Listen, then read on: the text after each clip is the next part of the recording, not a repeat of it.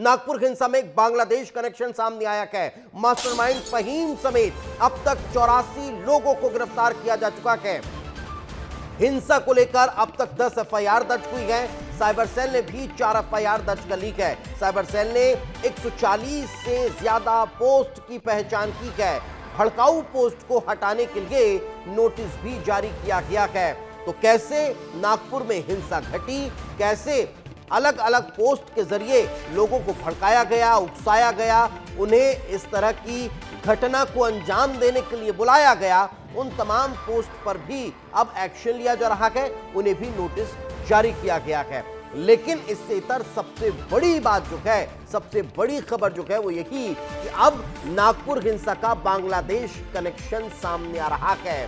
कौन उसमें इन्वॉल्व था, कैसे बांग्लादेश से ये खबर कनेक्ट कर रखी है, ये अपने आप में बड़ी बात है। लेकिन आपको ग्राफिक्स के जरिए समझा देते हैं कि जो मास्टरमाइंड है फहीम, वो कौन है। नागपुर के यशोधरा नगर का रहने वाला है फहीम। माइनॉरिटी डेमोक्रेटिक पार्टी का शहर अध्यक्ष रहा है। 2024 में लोकसभा चुनाव भी लड़ा था। नागपुर में झड़प शुरू होने से पहले भाषण दिया था, भड़काऊ भाषण था।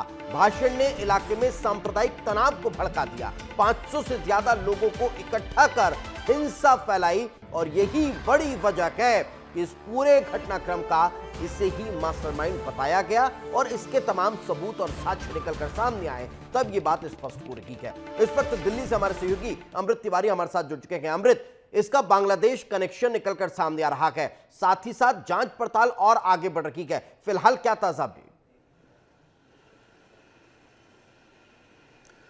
जी दीपेश, देखिए नागपुर हिंसा में जैसे जैसे जांच आगे बढ़ रही है और ख़ासतौर पे जो साइबर एक्सपर्ट की टीम इस पूरे मामले में जब देख रही है तो चौंकाने वाले जो है तथ्य सामने आ रहे हैं। सबसे बड़ी बात यह है कि इसमें जो है भारत से बाहर से साजिश के जो है वो बात सामने आई है और ये जो साजिश है वो बांग्लादेश में जो बताया जा रहा है, इसके अलावा पाकिस्तान से भी बताया जा रहा है। जो सबसे बड़ी बात है जिसमें ट्रेस करते हुए जिस फेसबुक पोस्ट को ट्रेस किया गया वो पाकिस्तान के माफ़ कीजिएगा बांग्लादेश से जो है उसे पोस्ट किया गया था और उसमें दंगे की जो है धमकी दी गई थी। इसके बाद से सुरक्षा एजेंसियों के कान खड़े होते हैं और इसके बाद से जब लगातार इसके तार जोड़े जाते हैं तो कई सारे पोस्ट जो है वो सामने आते हैं। उसके बिना पे पुलिस ने कई जो है गिरफ्तारियां की हैं और अभी तक अगर आपको बताऊं तो आधिकारिक तौर पे तो जो कल तक जो आंकड़े बताए गए थे 59 बताए गए थे, लेकिन अभी दोपहर तक जो जानकारी मिल रही है वो तकरीबन 84 के पार चली गई है। इतनी गिरफ्तारियां हो चुकी है जिसमें कुछ जो सदस्य जो बजरंग दल के भी जिन्होंने कल उन्होंने सरेंडर किया,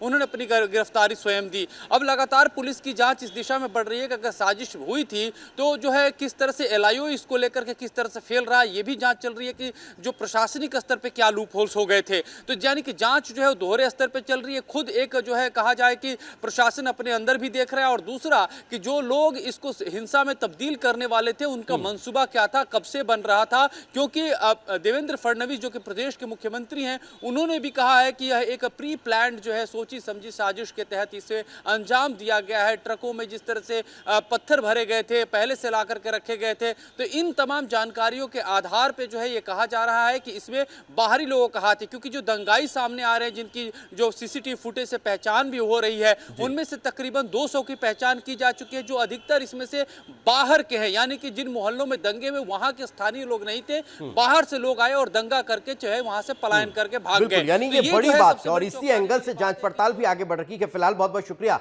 इस तमाम जानकारी के लिए हमारे साथ चर्चा में जुड़ने